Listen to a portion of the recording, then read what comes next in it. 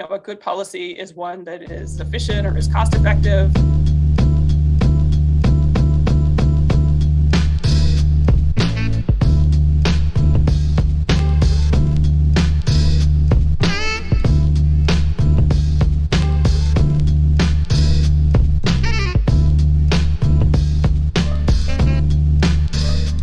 In today's podcast, I had the pleasure of talking with Dr. Elizabeth Popp Berman about her new book, Thinking Like an Economist, How Efficiency Replaced Equality in U.S. Public Policy, recently published by Princeton University Press.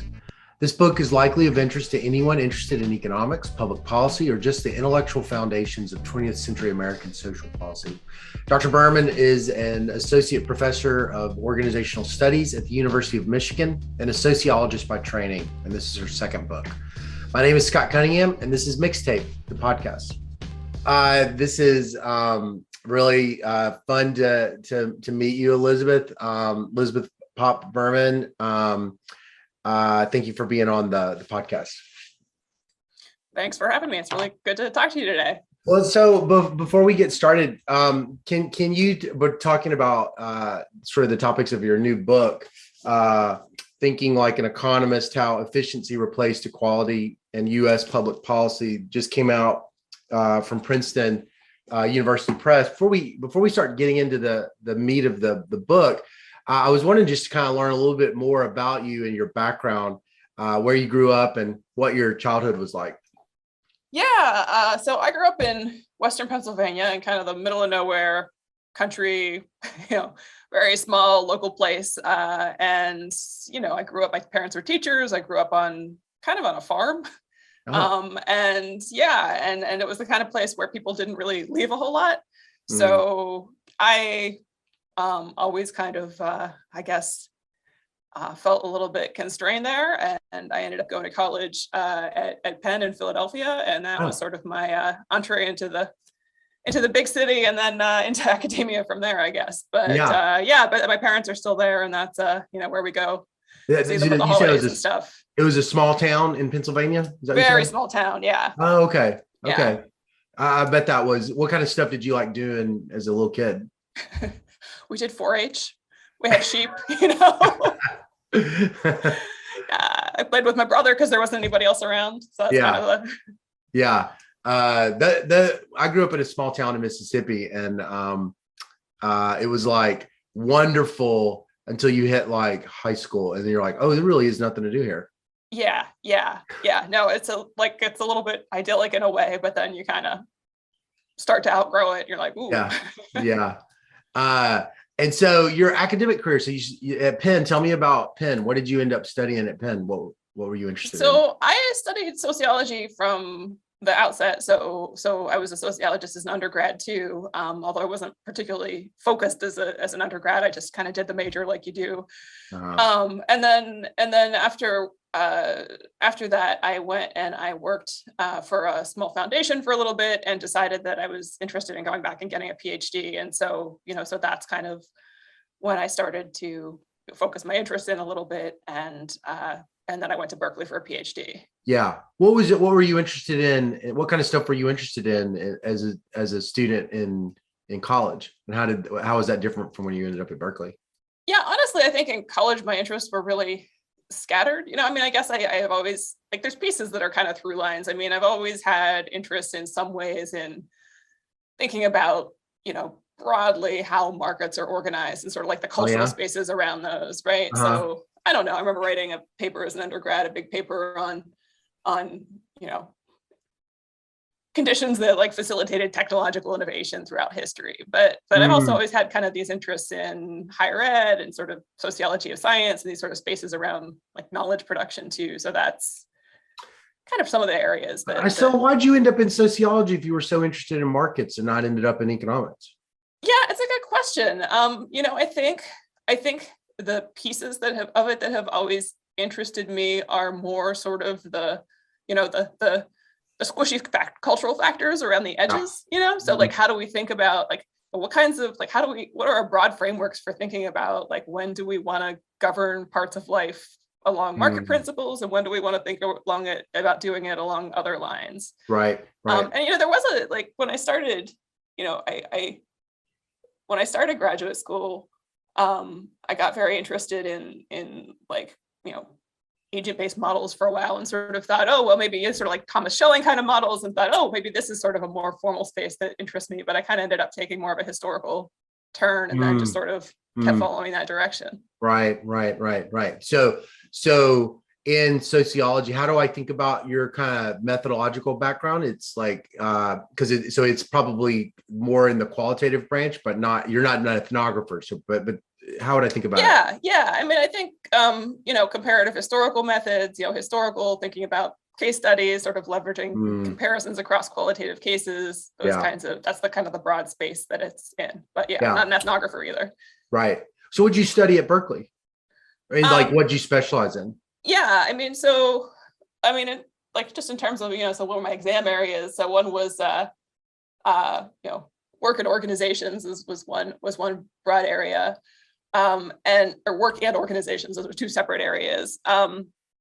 And my dissertation, which eventually became my first book, was on how academic science became more entrepreneurial. So sort of trying to understand why in the 1970s and 80s, kind of the same time period that I'm looking at in this book, within universities, people really started to think of academic science as something that could be leveraged for economic purposes, and sort of encourage scientists to start to be more entrepreneurial and to start companies, do more industry collaboration. And that kind of was sort of in the broad space of things that I was interested in. And there was a lot of controversy at Berkeley at the time around these kind of university industry partnerships that were going on. And that kind of led me down that direction, and that became a whole bigger project. Wow. So you've been really you've been knee deep in this this interconnection of the life of the mind and markets and economics. Like your whole career's kind of had that feature. Yeah, and I think even more than that, that first project, a lot of the I didn't go into it particularly focused on the policy side of it, but I really thought that the actual account of what happened ended up having a really strong policy focus. And so sort of a big piece of the explanation ended up being, well, policymakers, in the late 70s started to really seize onto this idea that, innovation is what drives economic growth. Right. And they made a bunch of policy decisions that were shaped by that. And so that really changed the environment that scientists were operating in. And so, so I think in some ways, that's kind of a seed of where this book came from is, seeing, oh, look at that. You can actually see places where, new theories about how the world works are really changing the kinds of decisions that policymakers are making. Yeah. So the kinds of questions that you've been interested in, it's like, I think about just this idea popped in my head. When you teach the principles, it's called Principles of Microeconomics, like your intro econ, there's like a first lecture. And a lot of the first lecture is the stuff of your book, to be honest, so it's kind of interesting to reflect on it, how so much of the thesis of the book, these core ways of thinking are kind of communicated day one. But one of them is the positive normative distinction. Are you familiar with that? Yeah. Yep. So I just was, as I was thinking, and I wonder, I don't actually know where I'm going with this, but it's so deeply rooted in an economic way of thinking to say, well, there's the positive theory, which is like, this is how the world is described. And there's the normative theory, which is like, this is how we should do things.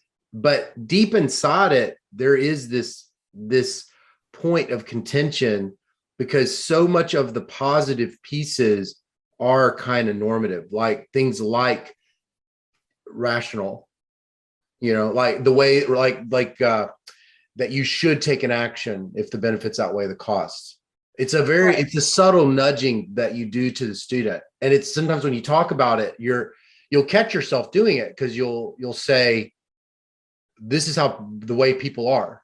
But then you'll kind of also say, but then they're not always like that, and they need to be like that.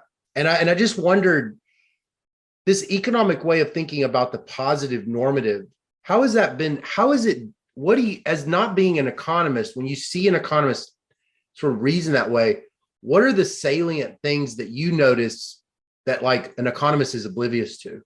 Maybe. Yeah, I mean, I think to me, like on the one hand, like it totally makes sense as a distinction, right? That if you're thinking about, oh, well, the positive questions are, is X going to affect Y, or what's the optimal decision under certain parameters. Right. And so so totally get where that's coming from. But I think in the context of the book, one of the things I'm trying to say is that those kinds of positive questions still have norms embedded within them, right? They're not really outside of norms. And like in policy context, a lot of this ends up happening because they imply a particular way of thinking about what is it that is a good policy. And so, and I think from like a micro perspective, a good policy is one that is efficient or is cost effective, or is, encouraging, markets to function in a competitive way. Right. And, those are all certainly things that you might want to pursue and that are valuable in themselves, but they are also normative choices. Those themselves are preferences, and sometimes they're in competition with other things that you might want.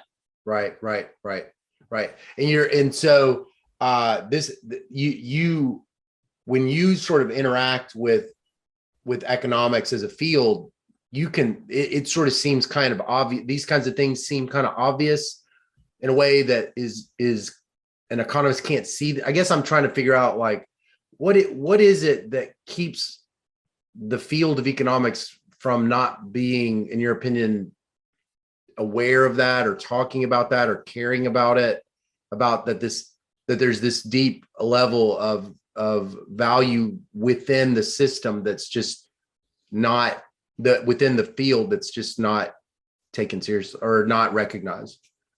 I mean, I think in a lot of ways it's just bracketed, right? And like there's certainly lots of economists who have talked about this over time. I mean, kind of Golding in the 60s had like a presidential lecture that kind of gets at these questions. Alice Rivlin wrote a bunch of stuff that sort of really addresses these questions head on. Yeah. So it's not like people don't recognize it or that it's not understood, but I think it's also easy to bracket, right? You just kind of, it doesn't really get you further in terms of doing what the main intellectual project is. And so, you kind of set it aside and say, okay, well, it's just not really that relevant for what we're talking about. And obviously, like you said, there's this other kind of normative positive distinction where, there's things that are very explicitly, I don't know what kinds of distributional outcomes do we want or something, right, where you can really more explicitly separate the normative from the positive. But, so it's not that I don't think that economists don't recognize it. It's just not a center of attention. But I think that also can translate into, particularly when you're talking about more applied contexts, assuming that it's just neutral, right? It's not normative. It is just sort of a toolkit for making decisions and doesn't carry any kind of inherent value system within it. Yeah. So there's things in your book that I was really surprised by. This distinction between, so I guess first, before we just dive into it for the sake of the reader, could you kind of tell me what the thesis of the book is for someone that hasn't read it yet? Yeah, I mean, so the book is basically trying to do two things. So one is, it is just sort of tracking how, what I'm calling, the economic style of reasoning, which is not so much necessarily what PhD economists are doing, but sort of this like broad Econ 101 kind of very, basic way of thinking about policy problems. So understanding how that was introduced into policy, like the people who were carrying it there, how it spread around, how it actually got kind of institutionalized in different places. And that's focusing on the story between, mostly it happened between the 1960s and the 1980s. Mm-hmm. And then the second thing that it's doing is really trying to show that this had political effects. Mm-hmm. And in particular that by centering these sort of subtle normative things that are embedded within thinking about problems in economic ways, that those often came into conflict with other kinds of ways of thinking about policy. Right. And that was sometimes politically constraining, particularly for Democrats, where you sort of find a conflict in a lot of cases between, economists who are kind of working under Democratic administrations, kind of working within this center-left space, but are coming into conflict with people further left in the party who are kind of approaching problems in different ways and sometimes getting squeezed out. Yeah, I think like this is I was thinking as I was reading it that I bet you maybe one of the more surprising things a reader might encounter is this idea that center left is a driving force in your thesis, as opposed to hearing about the Koch brothers or the University of Chicago or Austrian economics. It's kind of like you're laying this social change hypothesis squarely on the backs of the very groups of people that you're not really taught to. They're kind of like not the sympathetic group to that right-wing part. And so what exactly is why? First of all, I wanted to know, before we get into that, what exactly is this economic way of thinking? How is it different from a paradigm? How is it what exactly, because it sounds like you're referencing two things, the specific economic way of thinking, but then actually even more deeper than that, there's a general, almost psychological phenomenon called a way of thinking, or something that meant, I could tell it meant something. And I was wondering what that meant first. Yeah, I mean, so the way that I'm trying to use it in this book is to basically just talk about these sort of very simple concepts that you would use for kind of orienting yourselves to problems. And so, you look at a policy problem and you think about it in terms of, incentives, in terms of trade-offs, in terms of, efficiency or cost effectiveness. If you're looking at something that's around market governance, you're thinking about externalities, you're thinking about how do you create a rules so that this market can work competitively. Right. Just those kinds of simple ways of approaching problems that you would learn pretty early, and that importantly aren't just taught in economics programs, but also that you get exposed to if you were going to a public policy school, for example, or if you depending on what part of law that you might be exposed to in law school.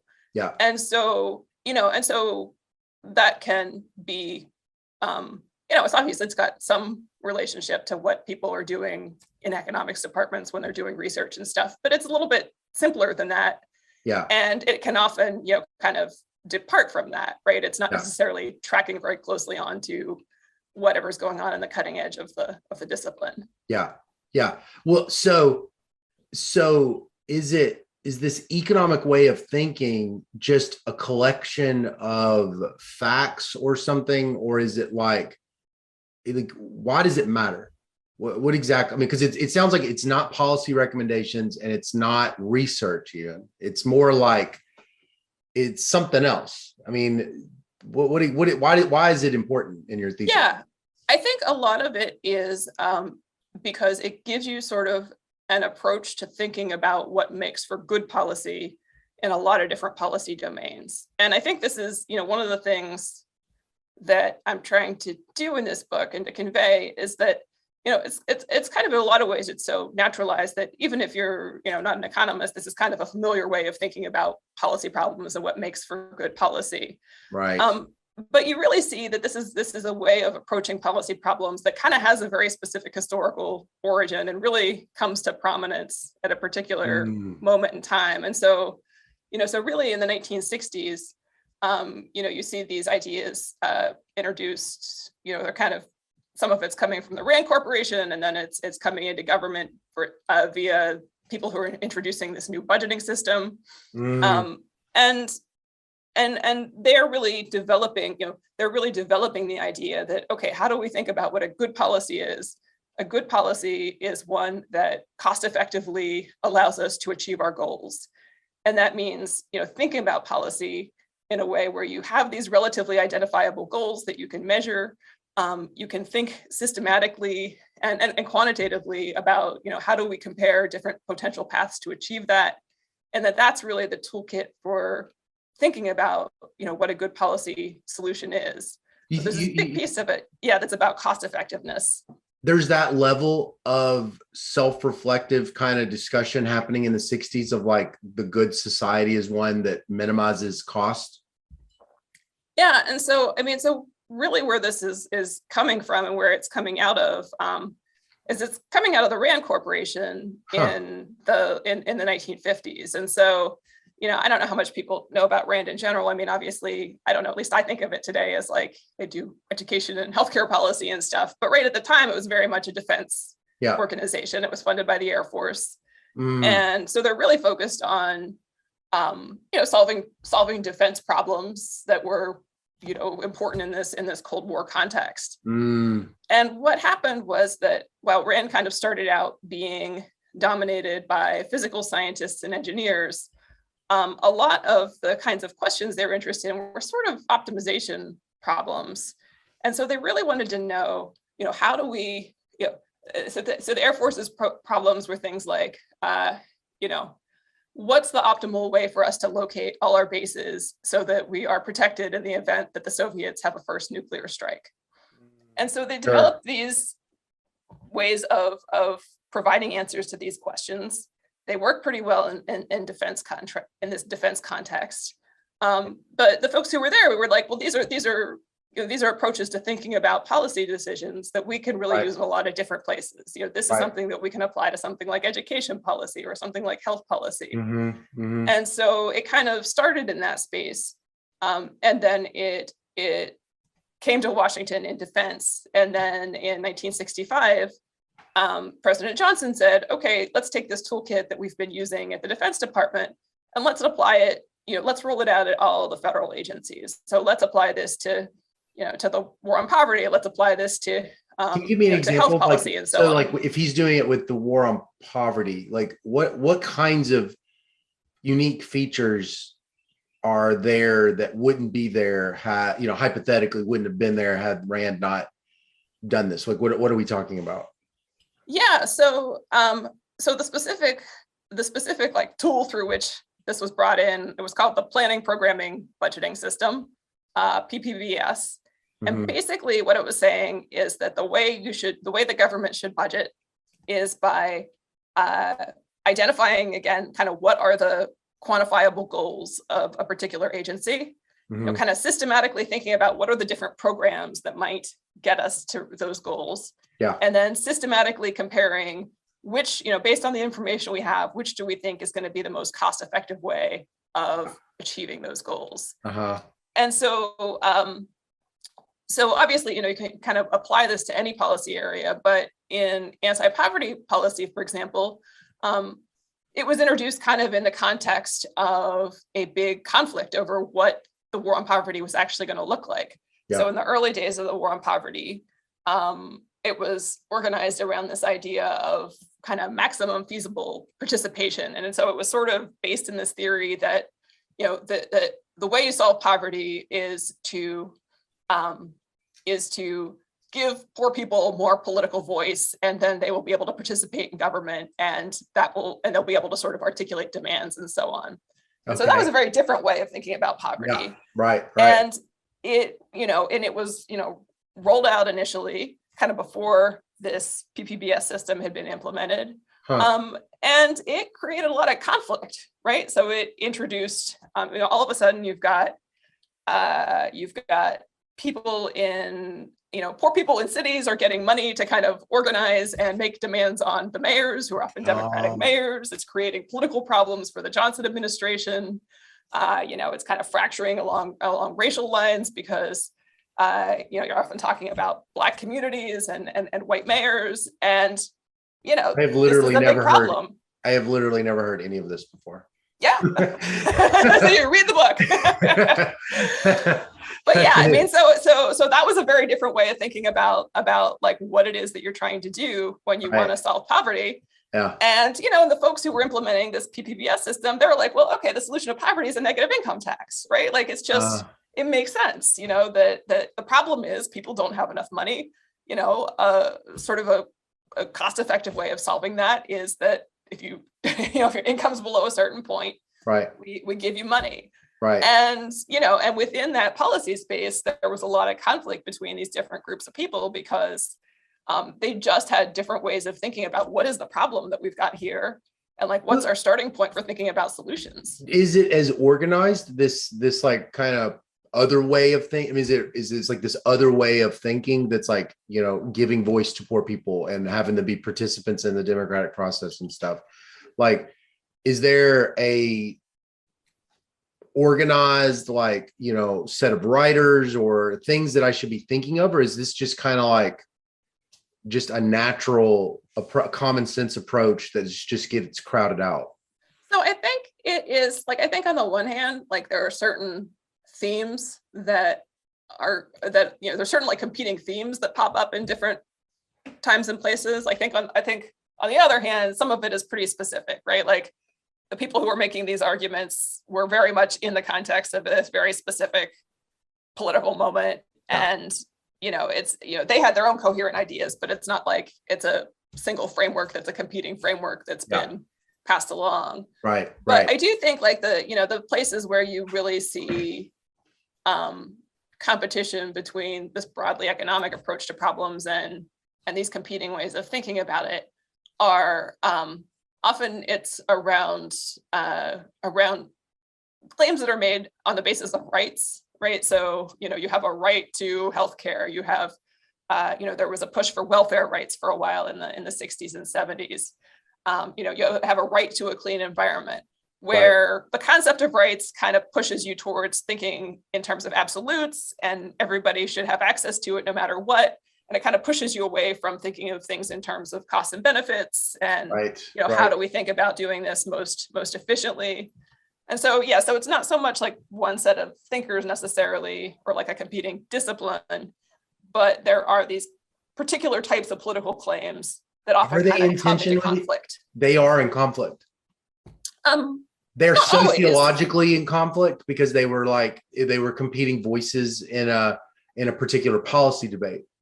Yeah, and I think I think the debates that you have around universal health insurance, for example, and some of these, like the ways that they played out around 1970 or so, and obviously they've kind of evolved over time. But at that time, the sort of the standard Democratic position was we are going to create universal health insurance. Everybody is going to have access to it. It's not going to involve cost sharing. It's going to be healthcare as a right. Right. And you had a lot of liberal economists who were making the competing argument that is very expensive and it's not a very cost-effective way of doing things. Right. And if we can think about, well, when does cost sharing make sense? Like how much difference is it actually going to make? When does who should we should we actually provide this to everybody, or should people who can afford to pay for it themselves be paying for it themselves? Yeah. And so that's sort of a different way of thinking about the same problem. That even when you had people who were still pretty supportive of the idea that government should be helping to expand access to health insurance, tended to point them in a different direction and kind of a conflicting direction sometimes. Right. So the political actors that were kind of key in this, you mentioned, presidential administrations, you mentioned Rand. Is there like key, can you tell me a little bit more about these key kind of what you see as like, at least if not pivotal, kind of just like a sequence of maybe pivotal, that kind of added up to be pretty important for a change in the, dominant kind of like what would get institutionalized? I mean, I think the big, in terms of like how I sort of like follow these strands of thought into policy. So a big piece of it is organized around, two particular intellectual communities. And so one is these folks at Rand who were, pretty tightly networked with academic economics, but were based in Rand and were kind of more policy oriented. And so they're a pretty coherent group who introduces a lot of these ideas. And then the other set of folks is a little bit of a looser network, but it's industrial organization economists. And so there's sort of a Harvard branch there and a Chicago branch. And they're kind of, they're entering policymaking, around the same time. It's during the 1960s, but it's a little bit more diffuse. It's more that you see, oh, here's a bunch of people who are coming in at the same time. So whereas the Rand people is you really had a specific group of people who all came to the Defense Department and then kind of spread out from there. The industrial organization story is more, people start to become more tied to think tanks, and Johnson appoints various people to positions in different agencies. Who are you thinking of? Like which kind? Can you tell me some people you're thinking of? Yeah, so I think an early person was, Merton Peck was on Johnson's Council of Economic Advisors and facilitates some of this conversation. You've got, this is more on the, I guess he kind of bridges the two in a way, but Charles Schultz, who was, he was Johnson's director of Johnson's Budget Bureau, and then also chair of Carter's Council of Economic Advisors. He was a Brookings in between, so somebody who was really bridging the space of kind of broad cost effectiveness, thinking about policy, but also thinking about regulation, like how should we govern markets. So those are the kinds of people that I'm talking about. So they're often people who are either primarily based in the policy world or who sort of move back and forth a little bit. Right. Between policy and academia. Right. So it's like, you've got the welfare state, poverty, cost efficiency. And then you've got whoever, like the negative income tax, I guess that's going to be Friedman and things like that. Is that what I actually don't know. Yeah, I mean, well, Friedman was making the case, but Kennedy's Council of Economic Advisors was pretty pro negative income tax as well. So it was a pretty bipartisan. And then you've got IO, you've got the antitrust, you've got the emphasis being placed on competition. Yeah, okay. And also sort of people who were thinking about deregulation early on. So, particularly in fields like transportation, right? But starting to think about, so people like John Meyer, who was writing about transportation, how should transportation markets be regulated, right. As early as the late 50s. But, he and his students were starting to move into policy positions, a decade later. Can you give me an example of like a kind of IO moment where something really significant was kind of implemented that's had long-lasting ramifications, and maybe even speculate like what it replaced and what might be different? I know that's purely speculative. Yeah. I mean, I think there's on the IO side, I mean, there's a particular moment in terms of building those connections between academia and policy. And that is that Brookings creates a program on government regulation in the late 1960s. And so, really that's kind of happening in more of almost an academic space where they're funding workshops and they're publishing volumes and they're kind of building connections among academics who are broadly working on these questions. But that becomes a source of, it really helps to consolidate a set of arguments around, again, first transportation, but deregulation and transportation and some other areas, that then kind of go on to have a lot of indirect, influence along various channels later in the decade. Yeah. But I think the other place you see a very big concrete impact, and this is one where you do sort of shade more into the Chicago space, right, and not just the kind of the centrist, is in antitrust policy, Right. where you have economists kind of become really much more influential in antitrust policy over the course of the 1970s, and are able to really redefine antitrust to be focusing more exclusively on thinking about its goal as being, how do we promote markets that are working efficiently. Yeah. As I was kind of reading, I had this thought in my head, and it was kind of like a economic way of it was like an economic way of thinking, basically. But I wanted to run it by you. I was thinking, well, maybe the reason that this economic way of reasoning dominated is this. People choose their, so I was thinking, people choose their beliefs when the benefits of those beliefs, even at the deepest level, kind of, they choose these beliefs when the benefits outweigh the costs. And so what if the reason why the economic way of thinking dominates is because there really isn't the alternatives were fundamentally weak in some way. I mean, not weak in the sense of like a philosophical, like the argument's not good, but there's something about it that's weak. Because in the history of humanity, it's kind of like we're sort of in this, we're pretty deep in this like non-religious world of a fairly mature, we think anyway, a relatively mature democratic society, with over large land mass, with deeply heterogeneous people competing with one another over these, over resources and power. So it's like, what if the reason this one comes up is because there just isn't anything?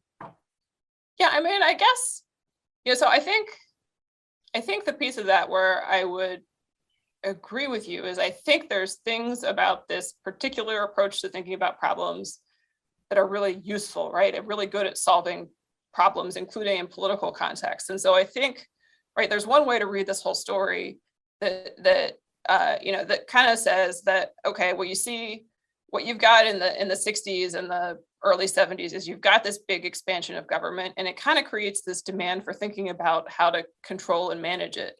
And so, you fairly reasonably have a set of tools emerge that are useful for thinking about how do we rationalize it, how do we make it work effectively, and that because you do have this expansion of government, it also kind of creates new pools of resources for supporting people who are doing that, and that is why you think about why it ends up spreading.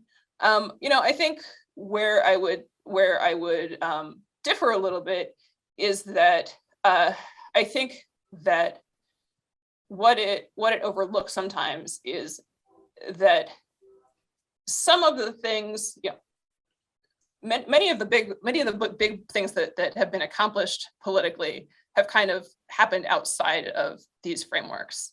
And so, so if your starting point for thinking about how should we, I keep coming back to the healthcare example in my head. If you're somebody who's interested in seeing government play some role in expanding health insurance, well, you could say, okay, well, the reasonable way to do this is to think about how to do it cost effectively. But if you look at historically, like how political things have actually been accomplished, it's often been outside of that framework, and it's often been for very non-rational reasons. It's been kind of as a result of social movements have demanded something. It's been because of political alliances that have very little rational component to them at all. And so, so I think that is the competing factor that's really moving things forward. And so, yes, I mean, so So what are the blind spots of all? What are the blind spots of what we're talking about, like the economic way of thinking, or economists, or this kind of thing? What exactly is the most important things that are not being caught or not recognized? So I think to my mind, right, like I'm coming at some of this who's explicitly a progressive, right? So I'm not like, pretending to be totally neutral about this.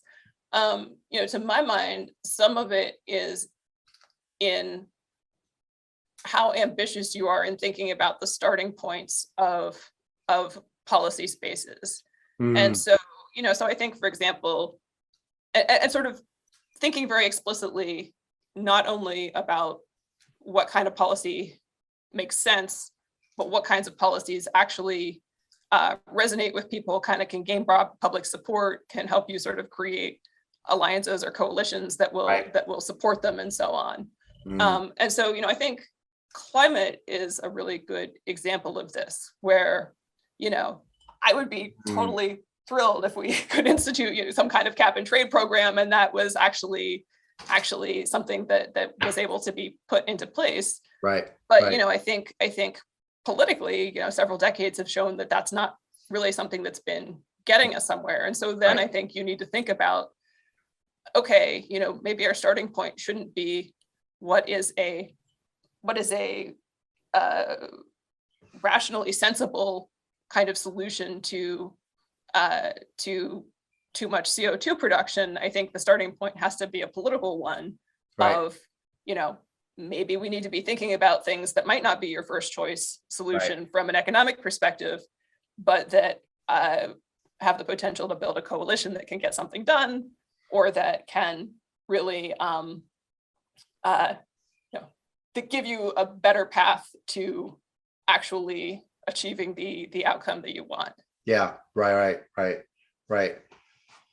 What, well, so along those lines, I was just, what do you think are, I guess, what do you see as the most important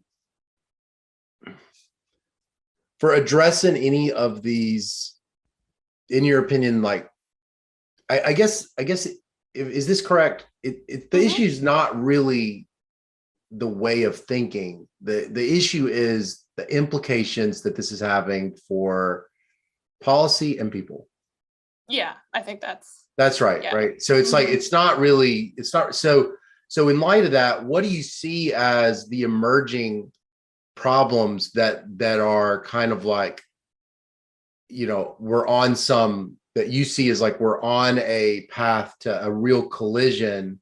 Climate would be an obvious one, but are there other things that you sort of see that this actually is creating a real policy challenge for people? Yeah, I mean, so I think, right, like you said, so climate policy is one example. I think antitrust policy is another one where you do see really interesting stuff happening. And I kind of go back and forth a little bit about like what my actual position is on all this, but clearly we've got some stuff going on, that there's new kinds of corporate power that are developing, and that we might want to think about addressing, that are hard to address purely through the lens of thinking about antitrust in terms of consumer welfare. And and that is something that is really locked into antitrust policy as a policy area, that kind of is what antitrust is about. Yeah. It is, people who sort of challenge that, who are coming from outside of that space, encounter a lot of barriers. And there's reasonable arguments for why consumer welfare makes sense as the lens to approach it through. But it's one of those spaces where I think it really makes sense to be considering, okay, well, what else is going on in this in this space of corporate conduct that we might want to think about, that we can't really understand purely through that lens. And so that's another example where I think it becomes harder to address problems that are going on, because you have sort of defined the problem in a very specific way that sort of excludes other ways of framing the same What's problem. what are the, maybe it's, this isn't the right word, but like, what are the damages that you have in mind that are not the consumer damages or associated with this antitrust? Like, what am I not thinking of? Well, so, I mean, I think there's two ways of thinking about it. I mean, I think one is that there's issues that arose that economists are starting to deal with. And I think this is stuff like labor market monopsony, right? Yeah.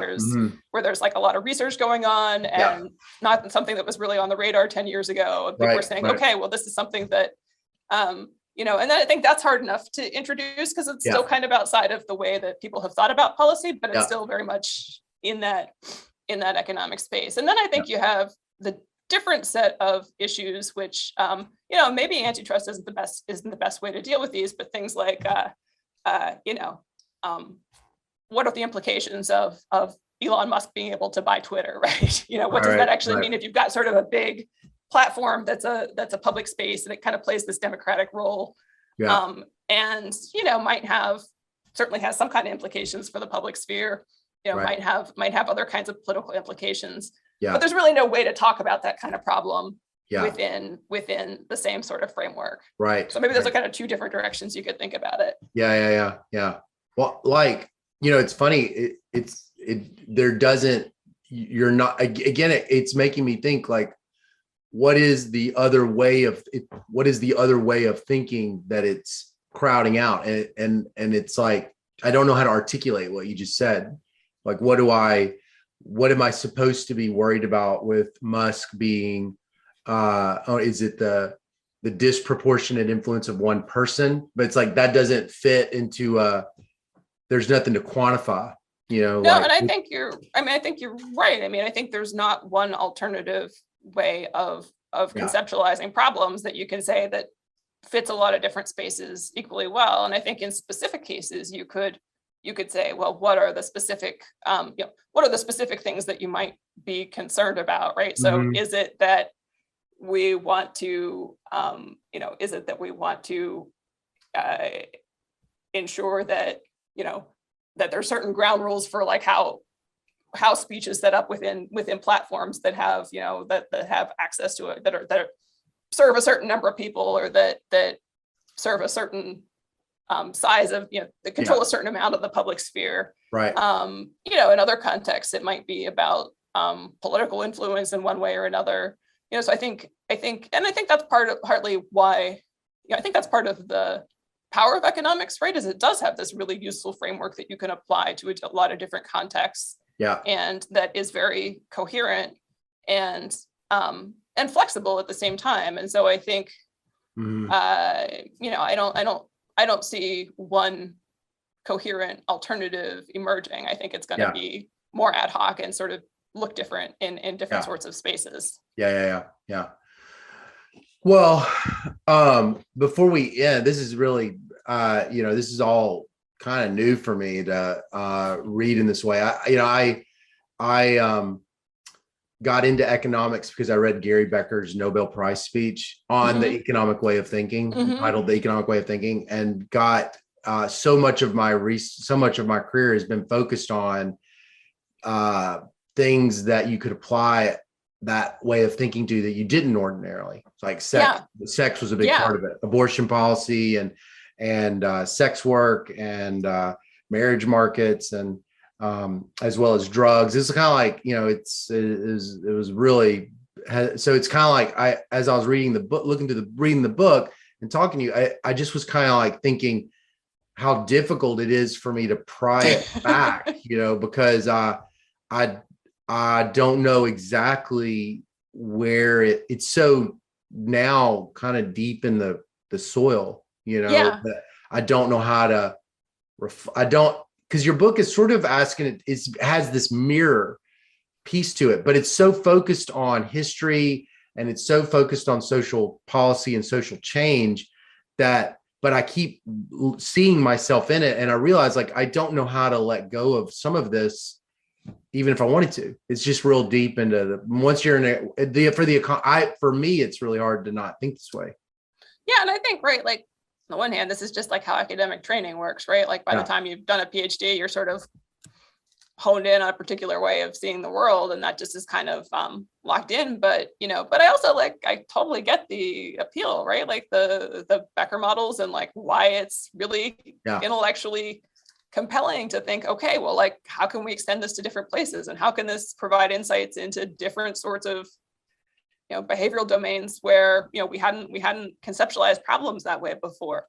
I mean, the same things could be said about Becker's crime model that's in your book. His 1968 article on crime and punishment is it's an efficiency paper. It's actually, people think it's like a behavioral paper about deterrence, but it's really about how can we reduce crime at lowest cost. And the idea is that crime has cost to the victims and the police resources, and there's all this stuff in it that became extremely influential, like the idea that the criminal is rational, and so if you have, and they respond to fines, and so if it's a very low probability event that you're going to catch them, you've got to make the penalty extremely high. So he's got this famous footnote where he says, in Vietnam, what they did, I mean, he wasn't advocating for this, he was using it as an illustration, but it was like in Vietnam, speculators in the rice market would have their hands cut off. You never could catch these guys, but if you caught them, they would, do it. And it's like, again, it's like this thing with the way of reasoning. You're left going, is this what we're supposed to be doing, or is this the way it is? And like, what exactly is the distinction? This is that positive normative piece that you're left going. And it's like, I could imagine the same kind of book being written here, thinking like an economist, and going through Becker and then sort of saying, at the exact same time as there's the war on crime, the United States engages in its really extremely disruptive experiment with putting people in prison and lengthening sentences on lots of things. And it's like, I just wondered as I was reading it, I was like, I wonder if some of what Elizabeth's talking about actually was kind of going on, like at so many parts of society, like at the exact same time, of this influence of the economic way of thinking of like crime policy, just like lengthen the sentences, deter the crimes. Yeah, and I I haven't dug into crime policy specifically, so I don't want to say more than I can actually speak to, but I do strongly suspect that there is a parallel story that you could tell within the space of crime policy at the at the federal level or at the state level. And I guess and again, and sort of like you're saying, well, okay, so what's the alternative, right? Like if this is a useful way of thinking about what the incentives are for people, what the deterrents are, how should we think about what the consequences should be in order to deter crime? I think what it kind of misses is then, well, what are those second order effects that maybe go beyond that? So, you could be thinking about what, is a particular kind of punishment going to be enough to deter individuals from carrying out a crime? But then what's like the broader effects on the social fabric of, okay, we've got, whatever percent of the population in prison, and and what are the broader consequences of that if we decide that that's sort of like the optimal way of punishing people. I wonder if the success of the economic way of thinking is the feeling that this is something we can all agree on. We can all agree on scarcity. Something the way the Economist frames it, it's like that he kind of compels you and says, scarcity is the fundamental problem of all of human societies, and we must solve it. Right. And then that kind of leads to, and so there's a lot, that's contained even in that statement that could be disputed. But but it's like, as I'm thinking to myself, well, how would you challenge the economic way of thinking when it has so much widespread acceptance? It seems like it would require a moral vision that like we all agreed on. And that's kind of the fundamental problem, is like, we don't agree on any one story right about who we are. And who we are and what good means and what bad means. It's like Right. nothing is agreed on. I mean, you definitely see that in the last week. It's like the deep disagreements, and I just wonder, like, how it's like I just wonder if, like, economics steps in and just pretends that this is the thing that it can, it's like this is overstating it, but economics kind of steps in and says, well, we're just kind of going to skirt that. Yeah, we're going to skirt that. I mean, you can see this in Becker's writings with Stigler, the Gustavus non est disputatum. Becker says this explicitly in his Nobel Prize speech, that the economic way of thinking says preferences don't change. And throughout his writings, he says, and we're not going to be the ones to talk about preferences. Right. That's what the psychologist does, or that's what, but then the thing is, like, all of the conclusions are based on the preferences. I mean, the whole idea of a deadweight loss is based on a demand curve and where you are, where resources are relative to some allocative inefficiency is based on whether or not a person's willing, it's all gets into the apparatus that comes out of, preferences and utility and all this stuff. And so I just wonder, like, what can you do in a heterogeneous society when nobody can agree on who we are and what does it mean to be a good society, or like whatever? I mean, I think you're totally right that, like, that's a big piece of what, why economics works, right? Like in policy kind of spaces, is it gives you this language for talking across other kinds of value differences. And, that you see this like in different sort of historical moments where, people who are not kind of working within a broadly economic framework, people who are on the left or right might not be able to talk to each other at all. But people who are, but economists who are working within the policy spaces, the people on the left and the people on the right, they might not agree on policy recommendations, but they still have kind of a common language for debating things out, right? They know what the terms of debate are. Yeah. I mean, and I think, there's ways in which that is really important just for being able to get things done. But I do think, that, like, I don't love that our society is so polarized, but I also think that it's okay that we have, value differences. And sometimes those fundamental differences are just the things that are going to get fought out in political spaces. And we don't necessarily have to all have the same fundamental values and orientations. And so, really, I think being, like, what I would hope is one takeaway from this is just kind of getting people to think about, when are these sort of neutral tools for thinking about policy truly neutral, and when are they actually kind of value choices of their own? And if they are value choices of their own, why that value and not some other value? And I think that's the case regardless of what your political starting point is, right? Is really to push people to think about, what are the things we value, and then, what are the tools that we can think about for getting there? Yeah. Well, it is really, this has been really, I'm going to be thinking about our conversation in your book for a long time. This book, Thinking Like an Economist, How Efficiency Replaced Equality in U.S. Public Policy, by Elizabeth Popp Berman, associate professor of organizational studies at University of Michigan.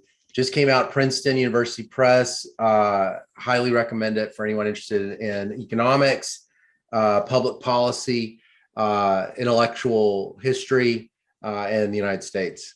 Thanks so much for me talking to me, Elizabeth. Yeah, thanks for having me. I really, I appreciate your willingness to engage, and it was a really fun conversation. Yeah. Okay. Bye-bye. Bye.